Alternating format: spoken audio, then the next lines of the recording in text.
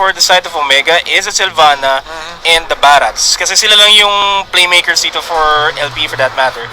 The Atlas was a defensive Atlas in game number 2, pero it may be a good choice for them as well. Kailangan nila ng easy catch against LPE. LPE, they have multiple good catches. High loss. And the high loss will be the pickup. A glorious pathway? Okay. So, kailangan mo kasi ng defensive talaga. I mean, nagra-run ng Omega Esports ang double marksman strategy. Beatrix on the side, on the gold lane.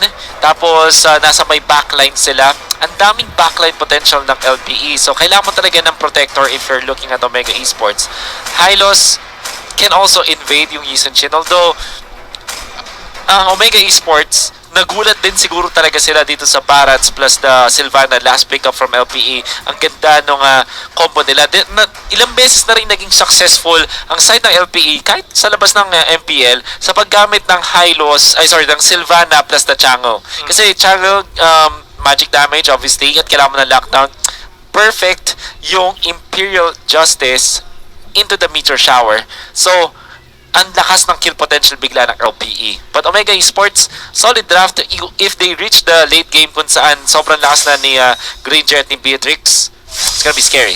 Also, a last thing, I'm sorry about this, but you need to also take note dun sa objective taking potential ng Beatrix. Ang bilis mang tunaw ng Torre, pati na rin ng Lord at ng Turtle. So mukhang fast game ang hanap ni Omega dito for that matter as we go into game number 3.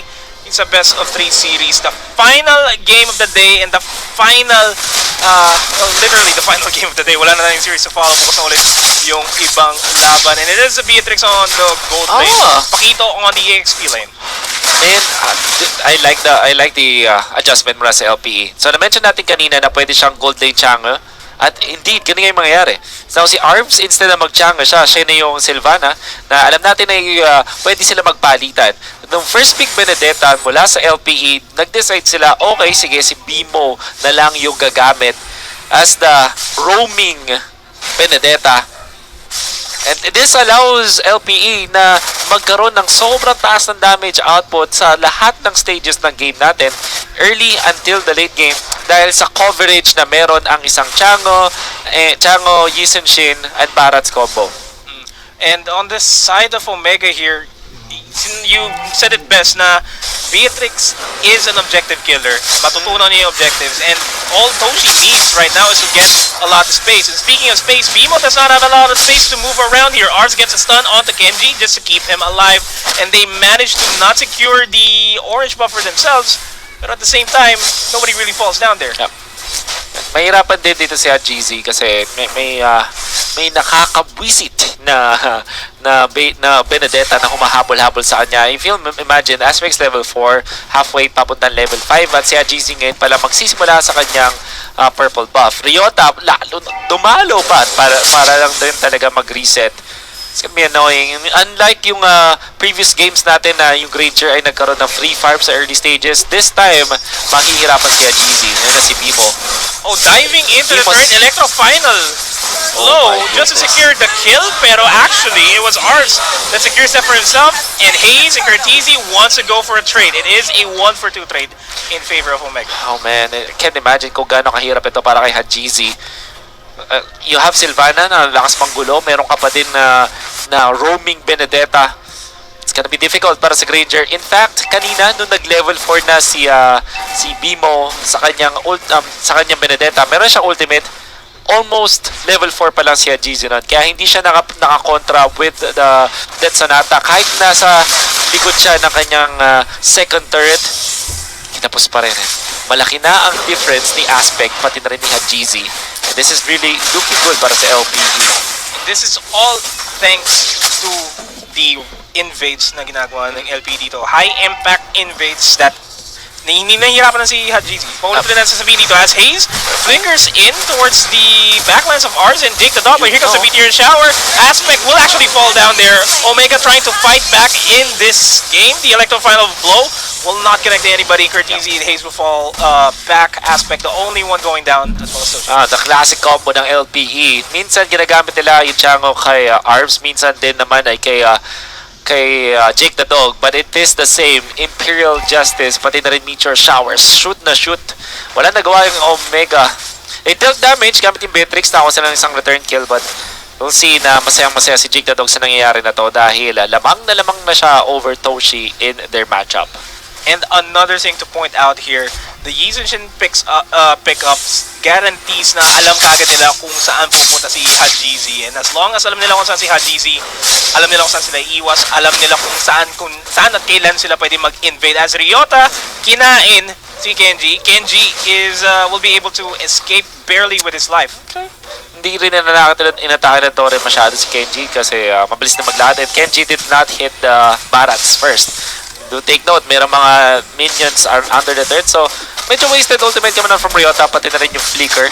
And Omega, confident sila ngayon mag-take ng Turtle, or should they be confident though? Yan ang tanong. Should they be? Bimo pops the electro final blow, eyeing out Hajizi, gets the stun up connection, and Hajizi will fall down. Granger is out, Glorious Pathway, defensive usage there, and semi-aggressive as well from Hayes. Will manage to secure 2 other kills onto Arms into Aspect. It's just Jake the Dog alive in this team fight. Ryota in the backline, surrounded by 4 members. Mukhang wala siyang matatakasan. Gets 1 bite off of it to try to get the third aggro onto Kenji, pero sobrang kunat nga niya. Oh, without damage, Kenji, he knows na mamahuhuli din talaga siya kaya hindi siya umatake dun sa Barats, which also meant na hindi siya yung antake na Torre. Nice juggling from OMG Omega Esports. Bimo? Yeah, roaming Benedetta, not much damage, but did have to execute though, pero makunat na ngayon si Kenji. And unti-unting na lumalabas yung problema ng LP dito. It is the Kenji. It's not Hajizi for that matter. It's Hayes and Kenji. As I say that, Toshi goes down. And we haven't seen an objective being secured by Omega just yet. Maganda yung kill na nakuha na Omega, 3 doon para kay Toshi, but the fight afterwards, nag-favor talaga si LP and Hayes. Flicker forward, okay. Commits the Glorious Pathway para kay Curtizi to take the kill onto Ars, pero Jake the Dog will just have to use that Meteor Shower. Literally walking out of there, LPE. Parang, wala naman din sila masyadong ginawa. Parang cover fire lang kami na from Meteor Shower, but ang daming ginamit na important resources mula sa Omega. Flicker ay isang resource. Imagine having, 1 minute and 30 seconds na wala kang Flicker on your tank. Tapos, you also committed yung yin-yang overturn and the Glorious Pathway din. So, weird na decision mula sa OMG. Weird decision making here indeed. Alam nila na they have to secure kills, pero it wasn't really effective for themselves. Na they had a good idea on the top lane, pero they weren't actually expecting a full 3-man line. I mean, they weren't actually expecting 3 members from LPE in that tribe rush, and that costs the well, not actually cost the life here, but the HPs are dangerously low here for the rest of the members of LPE. Sila pa yung nadehado din sa fight na yun, but they do manage to get the turret off of that. Are just buying a lot of time, manages to dash out. Bimo, nandiyan parang tumulong, gets the dive in. Ryota looking for an opportunity, and Bimo's gonna be playing the price. Commits the electro final blow a bit too early. Questionable plays for both teams. Makataas. I mean, Arms was already trying to buying a lot of time. Ang daming naubos na oras. And then Bimo tried to jump in as well. Hindi naman ganun din ka-punishing though. Kasi ang kagandahan sa nakuha ng LPE is nakapag-push to Barats sa may lane na yun. However, OMG having the first try at this turtle. Nakita nga lang sila with this mountain shocker. So, a trade-off yata para sa LPE. Going for the top lane turret in exchange for the turtle. And it's almost always going to be the turret here kasi LPE now has a wide open map. Kaya nilang i-take kagad yung jungle ng Omega dito. More resources out there. And Arvs, it's taken out. Thanks. Toshi might be in trouble. He is going to be in trouble, but he's relatively safe. Hayes is the one that has to be in trouble. Gets gobbled up by Ryota. And there's not a lot of positioning here for LP to really follow it through. Omega going to oblige with a kill onto Bimo. Another kill on the board for Toshi, and they are on the chase. Gets a flicker into Ryota. Ryota will get taken out, and it's this bottom lane turret na ina-eye out ng Omega to even out the map. DOD now picked up by Toshi. Yung haba ng fight na yun, awkward para sa teams. Might get an exit kill kay Jake the Dog. Might, but the meteor shower is deterring them from pushing any forward. Oh, Aspect, maganda yung pwesto. Oh, against 4. Mountain Shocker, Blue team turret has been beautiful damage destroyed. output, will get the kill onto Red Haze. team hero But the HPs has are low, been Arms ata slain. nagigigil siya. Oh man, ang weird and unfortunate ng turn of events for actually both teams. Flicker Pero mas in, maganda yun. gets the catch, Aspect looking for the wipeout, and he does get the cleanup there, the shutdown as well. Oh my god. Arms, napakagandang talon nun using the flicker. No match at all. May return kill ba? Medyo alang-anin pa yung return kill na gustong mangyari ng Omega dito kasi Jake the Dog always beautiful timing on that meteor shower. Oh Pero my Toshi! Damage output way too much onto Jake the Dog in Aspect. Oh, Ryota. Unstoppable clashes, no man? Non-stop clashes here. Ryota and Bimo wanted to go for Kenji and or Toshi. Okay, so I was gonna say unfortunate events for Omega, tapos biglang unfortunate events para sa LPE. Para sa teams nagkaroon ng mga brilliant plays, pero nagkaroon din sila ng mga questionable plays. So palitan lang din. But then again, LPE, dahil sa fact na nakuha sila ng 4 na tore, isang tore lang para sa Omega, sa kanila natin ibibigay talaga ang early stages. So like in the first 9 minutes, gonna be favoring them, and tingnan naman natin, lamang ng